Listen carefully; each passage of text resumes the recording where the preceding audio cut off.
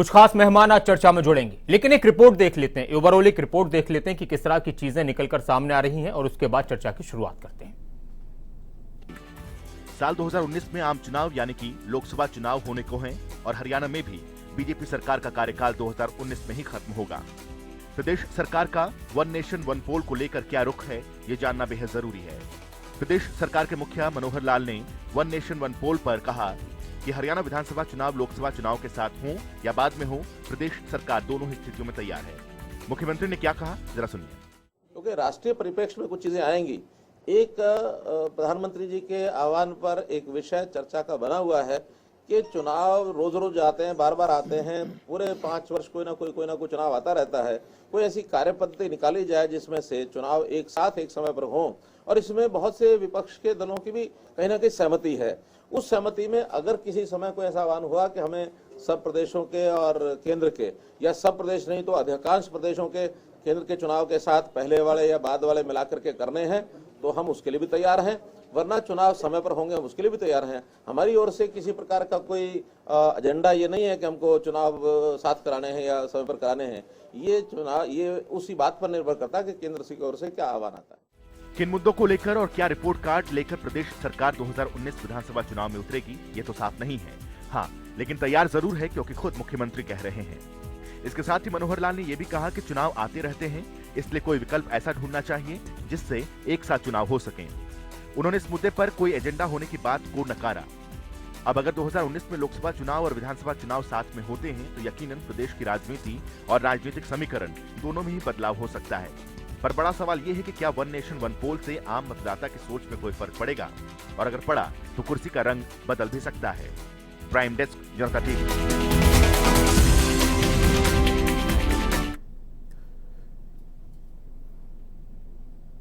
खैर, तमाम राजनीतिक पार्टियां ये कहती हैं कि हम हमेशा तैयार हैं चुनाव के लिए। कार्यकर्ता मजबूत हैं, कार्यकर्ता फैले हुए हैं।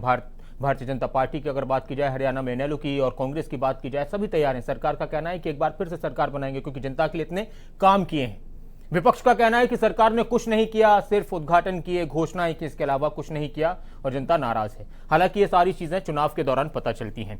इसके अलावा जो मांग उठ रही है एक साथ चुनाव की, कई राज्यों ने इसका समर्थन भी किया है, कई राज्य इसके समर्थन में नहीं है। देश के प्रधानमंत्री इसके समर्थन में है। उस वक्त राष्ट्रपति प्रणब मुखर्जी होते थे, उन्होंने भी इस पर सहमति जताई थी। लेकिन ये कितना आसान है और कितने फर्क इससे पड़ने वाले हैं, क्या क्या चीजें इसके अंदर पैदा होती हैं, वो तमाम चीजें देखने के लायक होंगी। आज एक चर्चा इस पर हम करेंगे, लेकिन एक रिपोर्ट और है, उसके बाद चर्चा की शुरुआत करते हैं।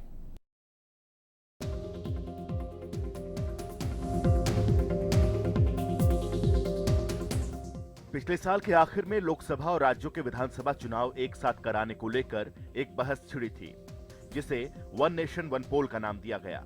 खुद प्रधानमंत्री ने इस बात को कहा और तत्कालीन राष्ट्रपति महामहिम प्रणब मुखर्जी ने भी इस बात पर अपनी सहमति जताई थी। क्योंकि बातचीत में तो निकलता है कि भाई ये हो तो अच्छा है, लोकसभा और विधानसभा के चुनाव साथ साथ हो। जितने दल हमें मिलते हैं, सभी राजनीतिक दल, इसमें कोई बाकी नहीं है।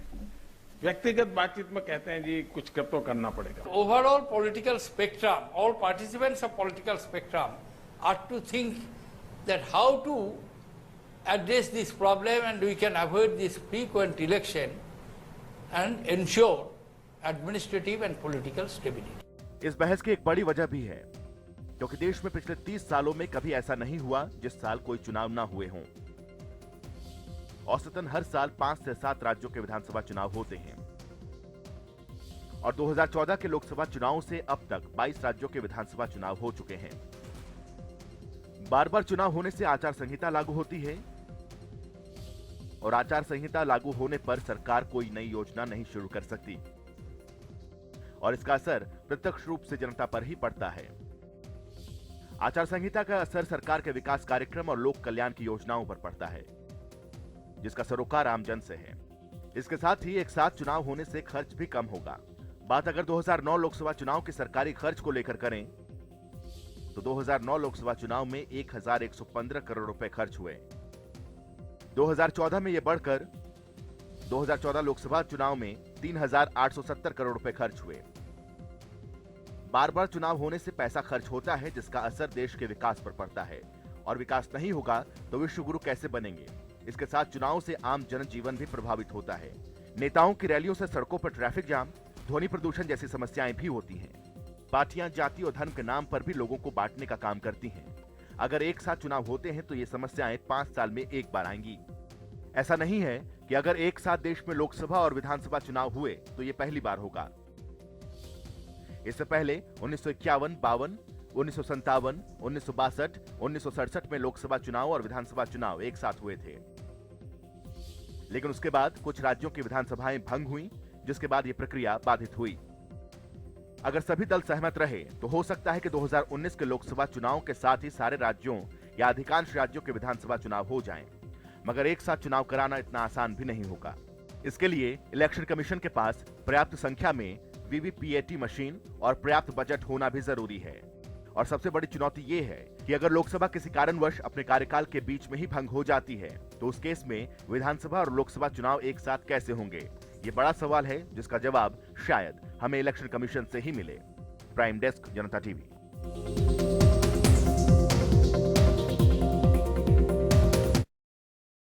तो एक साथ लोकसभा और विधानसभा चुनाव कराए जाने की मांग उठ रही है। कई राज्यों में अब चुनाव होने हैं 2018 में। क्या इस तरह से मुमकिन हो पाएगा? मध्य प्रदेश, राजस्थान, छत्तीसगढ़, मिजोरम, मौजूदा सरकारों का कार्यकाल पूरा होगा 2018 में। इसके साथ ही फिर 2019 की अगर बात की जाए तो तेलंगाना, आंध्र प्रदेश और उड़ीसा का कार्यकाल जो विधानसभा है वो खत्म हो रहा है। और एक नियम ये भी है कि कार्यकाल से समाप्त होने से पहले 6 महीने पहले चुनाव कराए जा सकते हैं। और ऐसे में 2018 में लोकसभा के साथ 7 राज्यों में एक साथ चुनाव कराए जा सकते हैं। लेकिन हम आज हरियाणा पर फोकस करते हुए बात करेंगे कि हरियाणा में इसका क्या कुछ इम्पैक्ट होगा, कितना फर्क हरियाणा के राजनीतिक दलों पर इसका पड़ेगा, हरियाणा की मौजूदा सरकार का इस पर क्या कुछ कहना है। हालांकि हरियाणा के मुख्यमंत्री मनोहर लाल ये कह रहे हैं कि वो तैयार हैं, दोनों ही तरह से तैयार हैं, चाहे लोकसभा और विधानसभा के चुनाव एक साथ हों या चाहे अलग अलग हों, तो दोनों ही तरह से वो चुनाव के लिए तैयार है। लेकिन इंडियन नेशनल लोकदल पार्टी का इस पर क्या कुछ सोचना है, साथ ही कांग्रेस इस पर किस तरह से सोचती है, ये तमाम पहलू हैं। लोकसभा और विधानसभा चुनावों के एक साथ कराने को लेकर बहुत सारी बातें, हालांकि इससे पहले भी ऐसा हो चुका है। ऐसा नहीं है कि अगर इस बार या ये चीज़ें मुमकिन हो पाती हैं कि लोकसभा और विधानसभा चुनाव एक साथ हों तो देश में ऐसा पहली बार होगा। 1952, 1957, 1962 और 1967 में ऐसा हो चुका है। फिर उसके बाद ये सिलसिला टूट चुका था 1971 में। इंदिरा गांधी जब प्रधानमंत्री तो लोकसभा को भंग किया गया था, उस वक्त के बाद से ये सिलसिला टूट चुका था। अगर बात की जाए तमाम राज्यों की तो सभी की तरफ से इस पर अलग अलग राय है। कुछ राज्य इसके समर्थन में हैं, कुछ राज्य इसके खिलाफ हैं। जाहिर सी बात है कि यूपी जैसे राज्य वो इसके समर्थन में नहीं है। अगर बात की जाए मध्य प्रदेश, राजस्थान, छत्तीसगढ़, बिहार, केरल, तमिलनाडु, ये तमाम राज्य इसके समर्थन में। इस पर चर्चा की शुरुआत करते हैं। तमाम खास मेहमान मेरे साथ जुड़ चुके हैं, उनका परिचय आपसे कराता हूं। हमारे साथ रमन मलिक साहब हैं, बहुत बहुत स्वागत है आपका। बीजेपी से हमारे साथ जुड़ना है विकास चौधरी साहब, कांग्रेस से हमारे साथ जुड़ना है, बहुत बहुत स्वागत है आपका। रविंद्र साहब हमारे साथ इंडियन नेशनल लोकदल पार्टी से जुड़ रहे हैं, स्वागत है आपका। और ओमकार चौधरी साहब जी हमारे साथ हैं, संपादक हैं दैनिक हरिभूमि हरियाणा, बहुत बहुत स्वागत है सर आपका। रमन मलिक जी आपसे शुरुआत करता हूँ। तैयार हैं आप, चाहे कैसे भी चुनाव कराए जाएं तो यानी फायदा होगा आपके लिए, क्योंकि जिस तरह से विपक्ष कहता है कि अब हरियाणा में जमीन खिसक रही है, तो एक साथ अगर चुनाव होते हैं लोकसभा और विधानसभा के हरियाणा में तो उसका फायदा एक बार फिर से मोदी लहर का फायदा जो अभी भी बरकरार है कहीं ना कहीं मिल सकता है। देखिए, ये तो स्पष्ट है कि विपक्ष आज तक यही बोलता रहा कि भाजपा ने कोई काम नहीं करा है, कोई कुछ नहीं करा है। ठीक है, वो उनका धर्म है, उनका कर्म है, वो करें। अगर एक सरकार इस प्रकार के चुनावों के लिए भी तैयार है तो वो यही दर्शाता है कि कई बारी जो फॉल्स प्रोपेगेंडा होता है वो करने का अधिकार लेकर काम कर रहे होते हैं लोग, लेकिन वो जिसने काम करा होता है उसको उससे डर नहीं लगता। लेकिन बड़ा विषय ये भी है साथ में कि देश के हित में क्या है। अगर ये देश के हित में है तो इस काम के लिए डरना नहीं चाहिए। सरकारें आ जा सकती हैं, देश का हित नहीं जातना चाहिए। ठीक है विकास चौधरी जी, विपक्ष का काम सरकार के खिलाफ ही बोलना होता है, यही उनका धर्म और कर्म होता है, या तारीफ भी कर सकते हैं? एक साथ चुनाव कराए जाने पर आपके क्या कुछ कहना है, आपकी पार्टी का क्या कुछ इस पर मत है? आपकी पार्टी चाहती है, कितना आपको फायदा इससे होने वाला है, नुकसान होने वाला है अगर ऐसा होता है? नासिर जी, हम तो भाजपा का बहुत बहुत स्वागत करते हैं इस फैसले का कि ये इस चुनावों को साथ करना चाहते हैं। अच्छा। हरियाणा की जनता को जितनी जल्दी इनके शासन से मुक्ति मिल जाए, हम तो यही चाहते हैं, क्योंकि हरियाणा की जनता इनको जवाब दे देगी। लेकिन यहाँ दोहराया है, एक मैं आपको बताना चाहूँगा, क्या खट्टर साहब सोच रहे हैं कि मोदी लहर के नाम पे जिस तरह से पिछली बार आ गए थे, वो ये सोच रहे हैं कि मोदी लहर के नाम पे इस बार भी हमारा बेड़ा पार हो जाएगा। मोदी लहर लेकिन देखने का, सुनिए, वो मैं कह रहा हूँ खट्टर साहब सोचते हैं, लेकिन देखना ये है कि जिस तरह के हालात मोदी साहब के बन रहे हैं, मुझे नहीं लगता कि वो गुजरात में इकट्ठे चुनाव कराएंगे। वो नहीं चाहते कि हरियाणा की सरकार की जो नाकामियों का ठीक रहा है वो उन पे फूटे। अच्छा, तो हम तो तैयार है चुनाव के, ये कहते हैं लोकसभा के साथ, हम तो कहते हैं आप कल करा लीजिए, क्योंकि हरियाणा की जनता का जिस तरह से हमारी पार्टी को समर्थन मिल रहा है, जिस तरह से हरियाणा की पार्टी के खिलाफ है लोग, हम तो तैयार है चुनाव के लिए। जब चाहें तब चुनाव कराएं, हमारे नेता भी, कार्यकर्ता भी और हरियाणा की जनता भी चाहती है। रमन ढोल साहब, आपकी पहली प्रतिक्रिया, फिर उसके बाद ब्रेक पर जाएंगे, फिर मैं वापस आऊंगा। जी नासिर, इससे कोई फर्क नहीं पड़ता। सबसे पहले तो हमारी पार्टी को इस बात से हम बिल्कुल निश्चित रूप से तैयार हैं और 5 साल इस चीज के लिए तैयार रहते हैं, ये इससे कोई फर्क नहीं पड़ेगा हमें। अच्छा। लेकिन जो सबसे बड़ी गंभीर समस्या है वो समस्या ये है, जिस प्रकार की बातों को जन्म दे करके ये चर्चा को जन्म दिया गया, जैसे कि हम बात करें किसी कथित केंद्र की लहर को लेकर के या भारतीय जनता पार्टी की लहर को जो है हरियाणा के अंदर रिपीट करने के लिए इस प्रकार का कार्य किया जाएगा, तो ऐसा कुछ नहीं है। ना ही इस बात का जो है इम्पैक्ट जो है स्टेट इश्यूज के ऊपर पड़ने वाला है, क्योंकि स्टेट के लोग जो है पहले जो है स्टेट के साथ में कनेक्ट रहते हैं, फिर सेंटर के साथ में। कहीं ना कहीं मेरा ये मानना है कि केंद्र में जो है सत्ता हासिल की हुई सरकार को इससे निश्चित रूप से नुकसान होने वाला है। अच्छा। क्योंकि राज्य के अंदर कार्य नहीं हो रहा है तो केंद्र को तो नुकसान उसका झेलना पड़ेगा। ऐसा नहीं है कि वो केंद्र के किसी मुद्दे के ऊपर राज्य के अंदर चुनाव जीत सके। लेकिन जो महत्वपूर्ण है, नासिर, जो हमको बात देखनी पड़ेगी, बिना संवैधानिक जो है अमेंडमेंट के ये संभव नहीं हो सकता। और ना ही कोई है, जैसा आपने कहा 1967 में विधानसभा भंग हो गई थी, क्या कुछ संवैधानिक भंग हो गई थी, तो वो टूट जाएगा आपका जो है बीच में शेड्यूल। बिल्कुल। और ओमकार जी, अगर एक साथ चुनाव होते हैं, लोकसभा और विधानसभा, तो हरियाणा की सियासत में इसका कितना असर होगा, क्या असर होगा, किस किस पर असर पड़ेगा?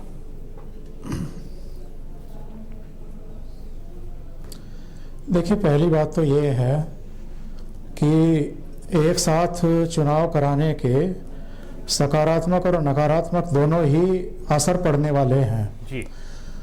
ये तकनीकी तौर पर कितना संभव है कि जिन राज्यों में आम चुनाव से 2 साल पहले, 2.5 साल पहले या 1.5 साल पहले चुनाव हुए हों, उन विधानसभाओं को भंग करके वहाँ नए सिरे से चुनाव कराए जाएं। दूसरी बात, जो आपकी रिपोर्ट में एक सवाल खड़ा किया गया है कि किन्हीं कारणों से अगर लोकसभा भंग होती है जी, तो ऐसी स्थितियों में क्या सारी राज्य विधानसभाओं को भंग किया जाएगा और फिर नए सिरे से लोकसभा और सारी विधानसभाओं में चुनाव कराए जाएंगे? ये ऐसे सवाल हैं जिनके जवाब तलाश करने पड़ेंगे, और इन जवाबों को तब तलाश किया जा सकता है जब सारी पॉलिटिकल पार्टियां ये इच्छा शक्ति दिखाएं कि वो 5 साल में एक बार चुनाव चाहते हैं, और वो भी स्थानीय निकाय से लेकर के, ग्राम पंचायतों से लेकर के और आपका विधानसभा और लोकसभा तक, यानी हर तरह के चुनाव अगर 5 साल में एक बार हो जाएं, तो फिर उसके रास्ते क्या होंगे अगर बीच में लोकसभा भंग होती है या किसी राज्य में इस तरह की स्थितियां पैदा होती हैं, तो क्या तब तक उसमें राष्ट्रपति शासन लगेगा जब तक कि अगले चुनाव ना हो जाए? इन चीज, क्योंकि डेमोक्रेटिक सिस्टम ही अल्टीमेटली किसी राज्य को चलाता है, किसी देश को चलाता है। एक ब्रेक के लिए रुकना होगा। और जो मैंने आपसे सवाल किया था कि हरियाणा की, ठीक है सर, हरियाणा की सियासत पर इसका क्या असर होगा, मैं उस पर आपसे ब्रेक के बाद वापस आने से आपसे ये सवाल पूछूंगा। एक ब्रेक के लिए रुकते हैं, बहुत सारे अभी और भी सवाल हैं, आप बने रहे हमारे साथ, जल्द लौटते हैं।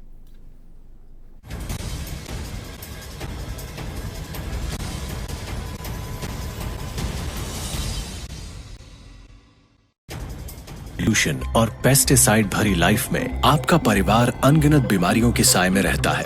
इसलिए अपनाएं 5 तरह की तुलसियों के अर्क से खास विधि द्वारा तैयार जॉली तुलसी 51 ड्रॉप्स, जो शरीर से बैड एलिमेंट्स, टॉक्सिन और विषैले पदार्थों को बाहर निकाले। जॉली तुलसी 51 ड्रॉप्स, जो मेरे परिवार को रखे बीमारियों से दूर। बस 5 बूंद रोज पियो, स्वस्थ, निरोगी और लंबा जीवन जियो। माँ माँ मेरा जन्मदिन कब है? बेटा फागुन में हुई थी तू, खूब बारिश हो रही थी। तेरे वो जौनपुर वाले रामलाल चचा है ना, उनकी शादी के 4 दिन बाद। अरे वो गौरी है ना, अपनी बच्चिया, उससे बस 1 दिन बड़ी। काश इन्होंने भी बर्थ रजिस्ट्रेशन कराया होता। बर्थ सर्टिफिकेट स्कूल में एडमिशन, सरकारी नौकरी, वोटर आईडी कार्ड और पासपोर्ट हासिल करने में मदद करता है। इसे आप बच्चे के जन्म स्थान पर 21 दिन के भीतर ग्राम पंचायत कार्यालय या स्वास्थ्य केंद्र से बिल्कुल मुफ्त पाएं। नन्ही सी जान की पहली पहचान। मारा NRI देवर अपनी छोरी का ब्याह कराने आया से। अरे बेटा तू छोरी का ब्याह करना आ रहा, अरे तेरे चेहरे की हवाई उड़ रही है। क्यों परेशान हो रहा है खाम खाम? लक्ष्य फूड वाले इतने बढ़िया प्रोडक्ट और सारे फंक्शन खातिर रीजनेबल रेट पे घर तक पहुँचा हुए हैं। बरसों के भरोसे ने ये रिश्ता बनाया, लक्ष्य से बनाया और प्यार से खिलाया। हर खुशी के मौके पर खुशियाँ पहुँचाना लक्ष्य का लक्ष्य। अरे कमाल हो गया भैया, साथ साथ हमारी शादी हुई और साथ साथ हम बाप भी बन गए। भैया मैं तो अपने बच्चे की खुशी में लड्डू बंटवाऊंगा, 12 पत्थरों को छू कर आऊंगा, तुम भी चलो। अरे नहीं भाई, मैं तो सबसे पहले उसका जन्म पंजीकरण करवाऊंगा, यही उसका सबसे पहला परिचय होगा। भाई पंजीयन अधिकारी द्वारा जन्म और जन्म स्थान 21 दिन के अंदर अंदर जन भाई खाते में दर्ज करवानी चाहिए, जिसका प्रमाण पत्र भी बिल्कुल मुफ्त मिलता है। भैया मैं तो चला। जन्म बही खाते में बच्चे का नाम, जन्मदिन एवं जन्म स्थान सुनिश्चित करें। अपने प्रियजनों के जाने के बाद क्या हमारे सारे फर्ज खत्म हो जाते हैं? आइए अपने प्रियजनों की मृत्यु का पंजीकरण करवाएं और अपना फर्ज पूरा करें। याद रहे, पंजीकरण उसी जगह होता है जहां मृत्यु हुई। इसके लिए 21 दिनों के भीतर संबंधित निकटतम पंजीकरण केंद्र पर पंजीकरण करवाएं और अपने प्रमाण पत्र की पहली कॉपी भी निःशुल्क पाएं। भूलिएगा नहीं, ये जरूरी है। सांबर मसाला हो या चने का मसाला, कसूरी मेथी या देगी मिर्च, असली मसाले सच सच MDH।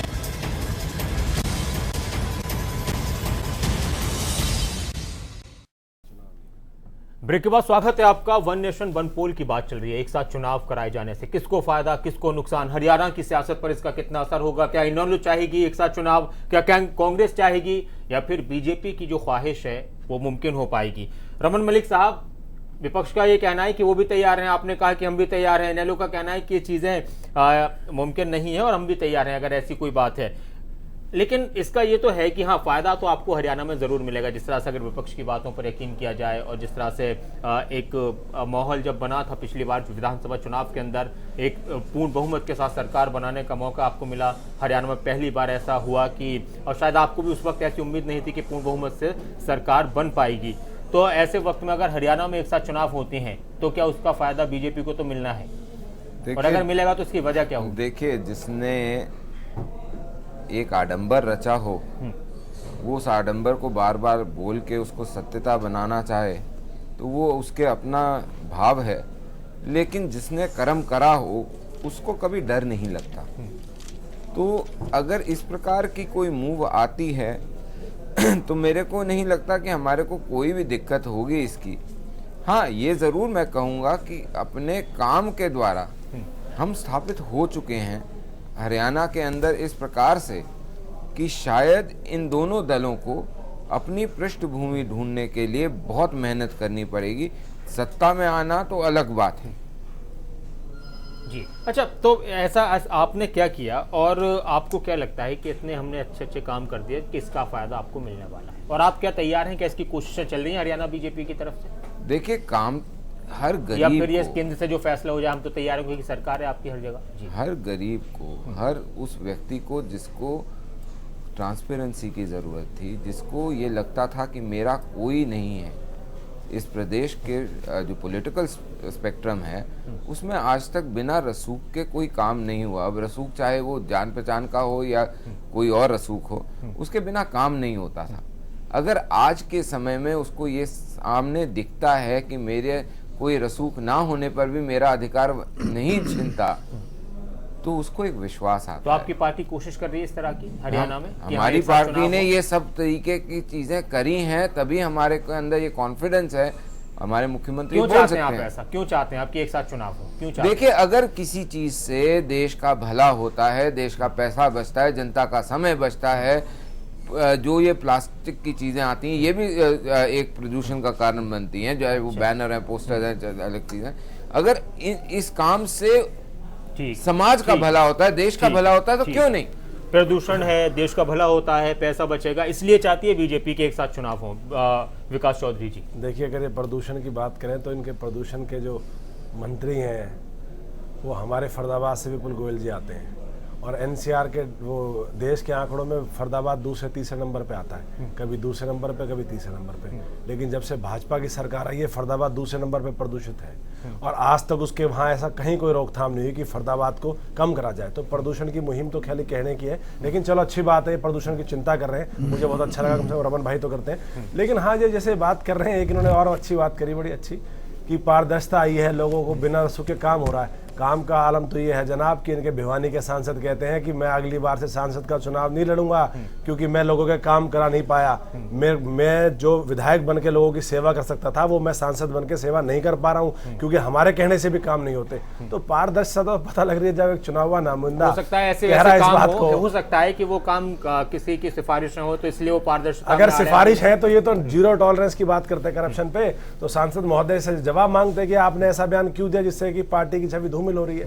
देखिए खाली कहने को और जुमलों की बातों में तो भाजपा वाले नंबर बन रहे हैं मुद्दे को भटकाने में, लेकिन असलियत तो मैंने आपको बताया, हम तो एग्जाम्पल दे रहे हैं कि सांसद का नाम है, हमने तो नाम लिया है सांसद महोदय का, मैं अपनी तरफ से नहीं कह रहा। अगर कांग्रेस वाले कहे काम नहीं हो रहे तो कहेंगे विपक्ष कहता है, अरे धर्मवीर जी तो इनके सांसद है, वो कहते हैं। अगर कोई व्यक्ति अपनी व्यक्तिगत राय ऐसी रखता है तो उसमें वो उसकी व्यक्तिगत राय है। आपके पार्टी के सांसद है जनाब, देखिए सांसद अगर होके कुछ अपना कुछ भी काम जो वो बोल रहे हैं कि व्यवस्था नहीं हो रहा, वो तो जनता के कामों की बोल रहे हैं, मेरा काम की नहीं, जनता के कामों की बोल रहे हैं। जनता का कोई काम ऐसा नहीं है, आप उनसे सवाल कीजिए, एक्शन लीजिए। आपकी भाजपा वाले हम करेंगे, कोर कमेटी है, आज उस बात को 4 महीने हो गए। राहुल गांधी से पूछिए कि वो क्यों करवा रहे थे। अरे जनाब आपका राहुल गांधी का स्तर नहीं है, आप राहुल गांधी की बातें क्यों कर रहे हैं? मोदी जी की बात कर रहे हैं, आप लोग राजनीति की बात कीजिए। स्तर क्या है? अरे आपका स्तर नहीं है राहुल जी का, छोड़िए। अरे छोड़िए, आप बातें करिए जो आपके लेवल की, आप ऊपर मत जाइए। लेवल की बात मैं तो अपने लेवल की कर रहा हूं, मैं तो हरियाणा की बात कर रहा हूं,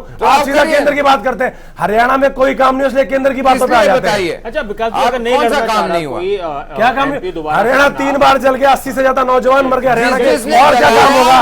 और ज्यादा सही कह रहे हैं, हरियाणा की जनता ने भुगता, हरियाणा की जनता को बंधक बना दिया, इंटरनेट बंद कर दिए गए, इंटरनेट बंद कर दिए गए वाले थे उन्हीं के मन साझा कर रहे थे। कैसी बातें कर रहे हैं? कुछ तो थोड़ी बहुत गरिमा का ध्यान रखिए। साझा कर रहे थे, क्यों बोल रहे हैं हरियाणा हम मन साझा कर रहे हैं? बिल्कुल, हमने कौन सा मन साझा करा जनाब? आपके मंत्री जाते हैं, आपके वीरेंद्र सिंह जाते हैं, वीरेंद्र सिंह आपकी पार्टी के, भूलिए मत, हमारी पार्टी में नहीं है। एक मिनट, अगर साझा करने की बात है तो आपके नेता क्या यशपाल मलिक ने जलाया हरियाणा को?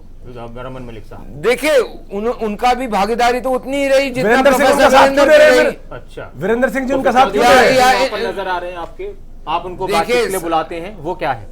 देखिए अगर बातचीत से कोई चीज सॉल्व हो सकती है तो उसके लिए हमेशा हम तैयार हैं। नहीं, अगर आप ये मानते हैं कि किसी ने किसी प्रदेश को जलाया है या किसी की वजह से किसी तरह की हिंसा हुई है तो क्या ये कार्रवाई होनी चाहिए? जनता के सामने सिद्ध नहीं हुआ तो फिर आप प्रकार से वो इनेलो की सपोर्ट मांग रहे थे और कर रहे थे और बोल रहे थे, आपके वहां तो चिड़ी भी ना बोले, या जैसे प्रोफेसर वीरेंद्र कांग्रेस के थे वो उसमें सामने आए। चौधरी वीरेंद्र सिंह क्यों गए थे वहां पर? चौधरी वीरेंद्र सिंह आपकी पार्टी के नेता भी हैं, मंत्री हैं सरकार में। उन्होंने हमेशा इस गैप को पूरा करने की, इस मुहिम को भाजपा द्वारा छोड़े गए एजेंट हैं जो चाहते हैं हरियाणा। रविंद्र दुल साहब, हाँ जी नासिर, देखिए मैं इन बातों से इत्तेफाक नहीं रखता, हम कहीं ना कहीं मुद्दे को भटक रहे हैं। नहीं, मुद्दे असल में बात आ गई, हाँ बिल्कुल जी, एक साथ चुनाव का। लेकिन रमन मलिक साहब, बात है कि आज के दिन में यदि भारतीय जनता पार्टी को कोई फायदा मिलेगा या नहीं मिलेगा, मुझे सबसे पहले इस बात पे करनी है। अच्छा एक बात बताइए, रमन मलिक साहब ने कहा कि उनको जनता के पैसे की फिक्र है, बीजेपी को प्रदूषण की फिक्र है, इसलिए वो चाहते हैं चुनाव कराना एक साथ। कोई शक नहीं।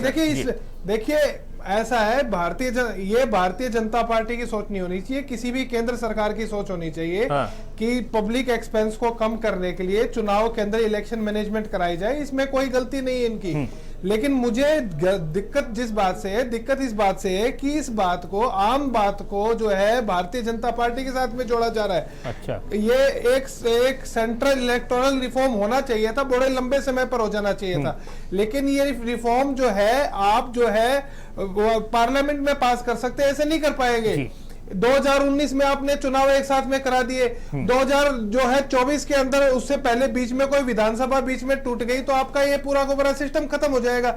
जब तक आप पार्लियामेंट में स्पष्ट करके इसको लॉ को अमेंड करके संविधान में ये प्रोविजन नहीं करेंगे, एक तो ये कि जब तक का जो टाइम रहेगा, एक मिनट सर, देखिए मैं कोई भी गलत बात नहीं बोल रहा हूं, आपको पता है, जो बीच का टाइम रहेगा रेजिडुअल टाइम, या तो उसमें राष्ट्रपति शासन रहे या फिर उस रेजिडुअल टाइम के लिए एक इंटरिम गवर्नमेंट इलेक्ट हो। जब तक इस समय का इस प्रकार का प्रावधान नहीं होगा तो ये बातें केवल जो है भारतीय सिर्फ बातें हैं, बातों का क्या। ठीक है, एक ब्रेक के लिए और एक स्टेटमेंट होगा, उसके बाद आप ब्रेक ले।